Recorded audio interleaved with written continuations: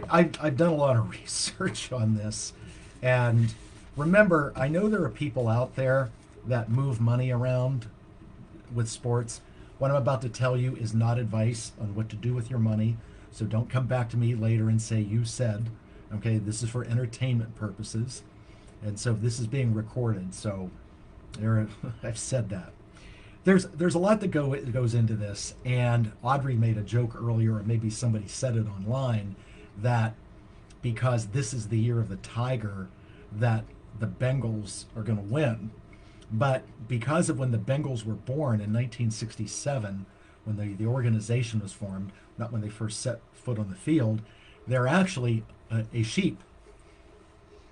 So, and the Rams are a monkey. So I think the Rams are going to monkey with the sheep. So, and we're in the year of the Tiger, and the Bengals are the sheep. You know, tigers eat sheep. So when I look at this, and last week before I looked at any numbers and what Vegas puts out, and trust me, folks, Vegas does influence games. People, if you want to be naive, fine, that's your belief system, but there is an influence here. And so the first thing that happened was the number 47, this is over a week ago, came into my head.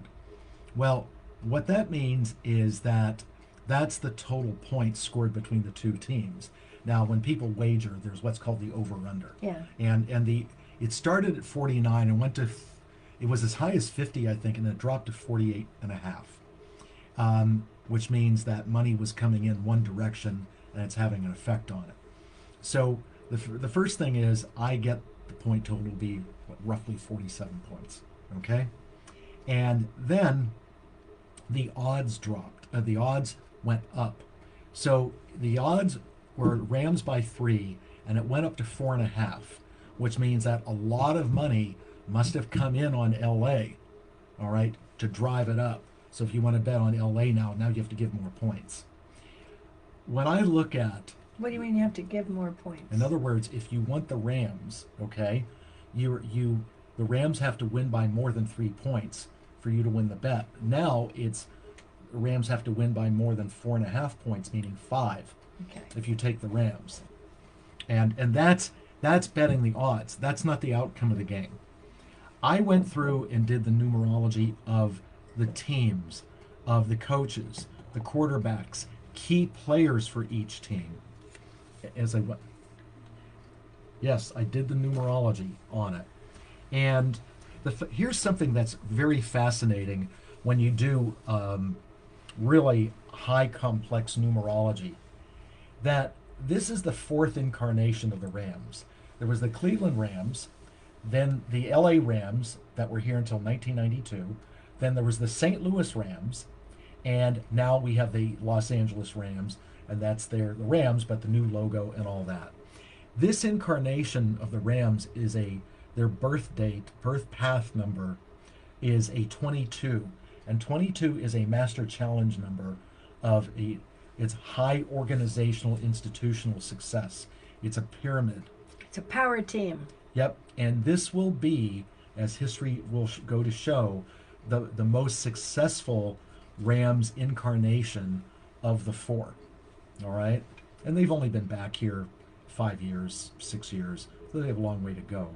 But the team itself, and keep in mind the Rams' birthday is January the 12th, so the Rams up until January the 12th were in a 9-year, which is, it's not that strong, okay? And as their birthday, they're in a 1-year. So if we go back some weeks ago, the Rams were kind of, and they did lose the last game of the regular season. It looked like, even though they were winning games, you look at the games they won, when they beat Baltimore and some of those teams, they stumbled to the finish line, okay? And now they're in a 1-year, which is fresh energy. So the Rams are revitalized. And what I see for the Rams as a team is they're going to come out, and also this is Sean McVay, the coach, too. They're going to come out and do things, run plays, and do things that they hadn't done much of. They're going to come out with a unique game plan.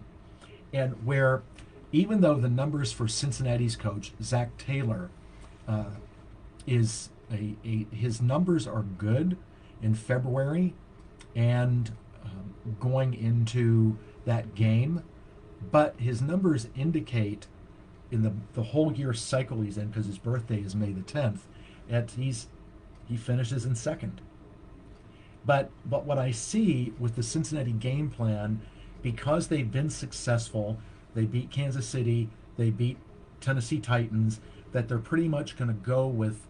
There's an old saying in sports. It's from the South. You dance with who brung you. Okay. Are you not saying it with your southern accent? You dance with who brung you, and and I think that what's going to happen with Cincinnati is they'll come out with a predictable attack, even though it's effective, but it's not going to really throw the Rams off. The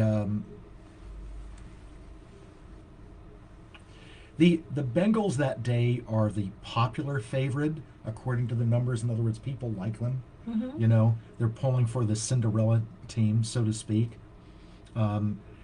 Matthew Stafford, the day of the Super Bowl. First of all, his birthday was February the 7th, and he's in a good cycle. February is a good month for him. On the 13th, in the game, he's going to be off and on. Okay, there's moments where he'll do something that's really prolific, and at times it's going to be, oh man, I can't believe he did that. Okay, Joe Burrow. All right, since his birthday is actually in a soft cycle, and he on the day of the Super Bowl is actually prone to injury. Oh. Now, I don't see either one of these quarterbacks having a huge day where they're throwing for like 350 yards. I think they're both going to be more like game managers. In other words, short pass, run the ball, make sure they're efficient, get the first down. That's the way I see both of them. The incredible young wide receiver for Jamar Chase, believe it or not, his numbers are the mirror of Joe Burrow. The first thing that means is he's prone to injury also, but it also means that in the game they don't see eye to eye. They're not on the same page, which is not the norm for that quarterback and that receiver. All right? The offensive weapon that the Bengals will have the most success with is actually their tight end, Tyler Boyd. And a lot of people that watch football know who that is. The Rams, to this point, have just loved what Cooper Kupp has done. And Cooper Kupp, since his birthday, which is June 15th, has literally been money, and he'll continue to be money. He just has a fun name. Cooper Kupp. Cooper But Kupp. the guy that's going to actually shine, and the numbers that match up with the coach, and will be sort of like the go-to guy, believe it or not, folks, is OBJ, Beckham Jr. I look for him to have a good game. Aaron Donald is money. We know that he is as a player, but he will have an incredible game that day. And then one of the key things, because we look at matchups, is that the Ram quarterback, Jalen Ramsey, wants to cover Chase that day. They said, have me cover him. And believe it or not, Ramsey that day will be kind of sort of like off and on. And he's incredible, but I don't think he's going to be at the top of his game. So what do I see happening with this total of 47 points? I believe that the Rams will be ahead, and Cincinnati will almost catch up in the end due to a mistake. And I don't see a lot of penalties in this game, but I do see turnovers, and not mass turnovers like 4 fumbles, 3 interceptions, just a turnover here and there making a difference. And I also see special teams coming into play in this game, like a kickoff return or a punt return that's very long or goes for a touchdown. I see that happening. But when it's all said and done, I have the Rams winning 24-23, which the Rams win by 1 point. So if you are Las Vegas minded, be very careful what you do. All right. So Rams by 1 point. It will look like the Rams are going to win by more. I believe the Bengals will score late in the game and make it closer. And also, the other thing I get on the psychic end is that the Rams will dominate on the line of scrimmage, the linemen, offense and defensive linemen in the trenches.